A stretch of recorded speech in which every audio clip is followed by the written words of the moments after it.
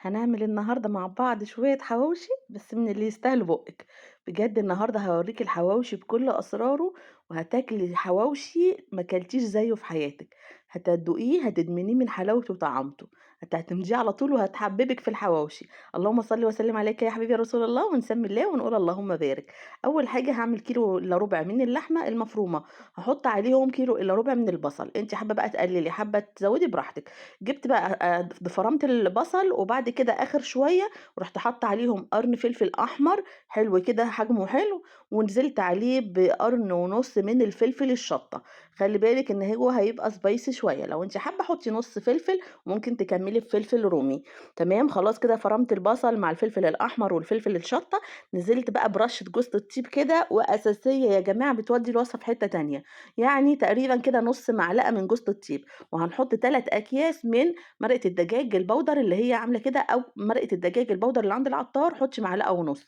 تمام، هنحط بقى معلقة صغيرة من التوم البودر، معلقة صغيرة من البصل البودر، هنحط نُص معلقة صغيرة من الفلفل الأسود، وربع معلقة صغيرة من الشطة، وهننزل بمعلقة صغيرة من ال7 بهارات، ومعلقة صغيرة من بهارات اللحمة، وهننزل بالملح حسب الرغبة، بس تقريبًا هنا أنا نزلت برضه بمعلقة أو معلقة ونُص، يعني أنا بانزل كده بالواية. تمام، وقلّبي كل المكونات دي في بعض جدًا لحد ما تحسّي إن اللحمة بقى عملت زي الشعيرات كده، هتعجني فيها كده لمدة 5 دقايق تقريبًا، وممكن تفضلي تعملي كده تضربي فيها وأنتِ بتعجني، بُصّي لمّا توصل معاكِ للشكل الخطير ده، هاغطّيها ودخّليها التلاجة بقى لا يقل عن ساعة، أنا عملتها قبلها بليلة، تمام، بتشرب في التتبيلة وبتبقى خطيرة، ودي من أسرار الحواوشي اللي تجنن، بجد إن أنتِ تقعّدي اللحمة في التتبيلة. ممكن تعمليها عادي خالص